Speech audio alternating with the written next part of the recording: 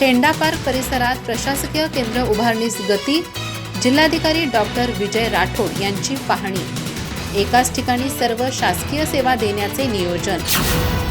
कोल्हापूर येथे शेंडा पार्क परिसराची जिल्हाधिकारी डॉक्टर विजय राठोड यांनी पाहणी करून प्रशासकीय प्रकल्पांना गती देण्याच्या सूचना दिल्या.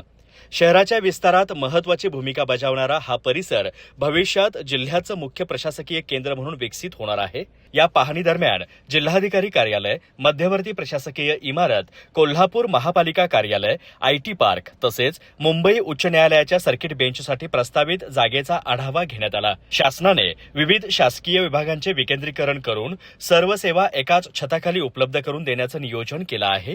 त्यामुळे नागरिकांना एकाच ठिकाणी सर्व प्रशासकीय सुविधा मिळणार आहेत. यावेळी जिल्हाधिकारी राठोड यांनी अधिकाऱ्यांना भविष्यातील गरजा लक्षात घेऊन नियोजन करण्याच्या सूचना दिल्या.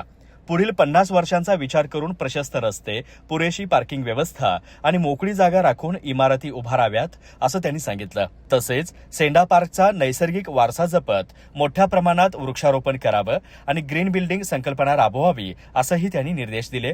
प्रकल्पाची अंमलबजावणी करताना सर्व तांत्रिक आणि प्रशासकीय मान्यता वेळेत पूर्ण करून दर्जेदार काम करावं आणि निश्चित कालमर्यादेत प्रकल्प पूर्ण करावेत असंही त्यांनी स्पष्ट केलं. या पाहणीवेळी उपजिल्हाधिकारी गजानन गुरव, करवीर उपविभागीय अधिकारी मौसमी चौगुले, तहसीलदार स्वप्नील पवार, कार्यकारी अभियंता रोहित तोंदले, उप अभियंता शिवाजी इंगवले, अभियंता आशिष पाटील आणि रोहन एडगे उपस्थित होते. अधिक माहिती आणि ताज्या घडामोडींसाठी आजच आमचे चॅनल सबस्क्राईब करा.